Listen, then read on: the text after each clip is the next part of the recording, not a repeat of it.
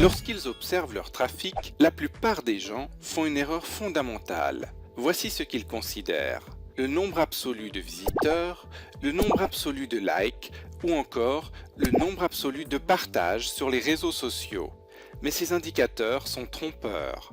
Voici pourquoi. Tous les visiteurs ne se valent pas. Lorsque vous avez une activité commerciale sur Internet, cela ne sert à rien d'avoir une foule de visiteurs sur votre site web.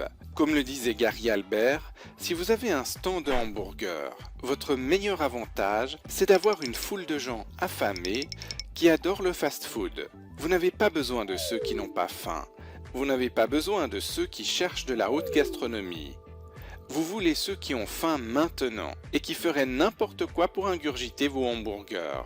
Sur Internet, c'est pareil. Rien ne sert de calculer le nombre absolu de visiteurs, de likes ou de partages, car ces chiffres ne disent rien sur la qualité de votre audience.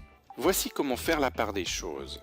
Mon conseil, c'est de mesurer votre trafic comme si les visiteurs cherchaient une destination.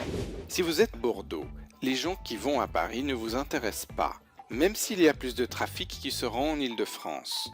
C'est tentant de cibler ces gens-là, mais ils veulent aller à Paris, pas à Bordeaux. Alors, oubliez-les. Vous voudrez donc avoir du trafic qui sait où il veut aller, c'est-à-dire des visiteurs qui recherchent vos produits. Idéalement, ce visiteur-là vous connaît déjà, et mieux encore, il a confiance en vous. Il y a donc 3 catégories de trafic à considérer. Première catégorie de visiteurs. Ces visiteurs qui cherchent une solution similaire à ce que vous offrez et qui vous connaissent. Le feu de signalisation est vert. Ce trafic est chaud bouillant. Il est prêt à être converti en vente. Vous pourrez envoyer ce trafic directement sur des propositions commerciales spéciales comme des promotions avec d'excellents résultats à la clé. Seconde catégorie de visiteurs. Des visiteurs qui cherchent simplement une solution ou des produits similaires aux vôtres, mais qui ne vous connaissent pas encore.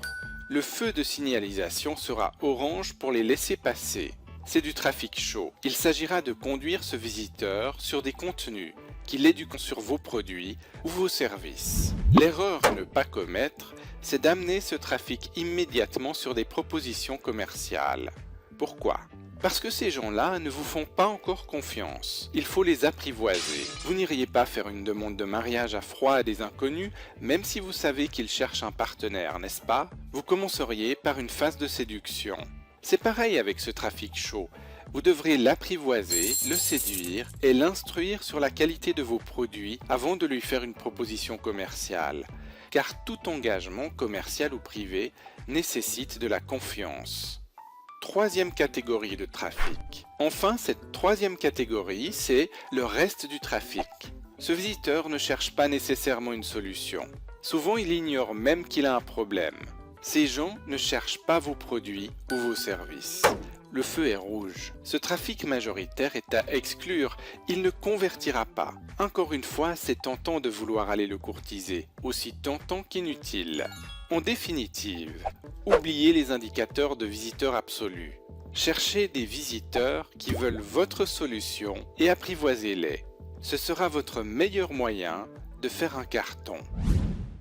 Likez et abonnez-vous si vous avez aimé la vidéo et n'hésitez pas à laisser un commentaire.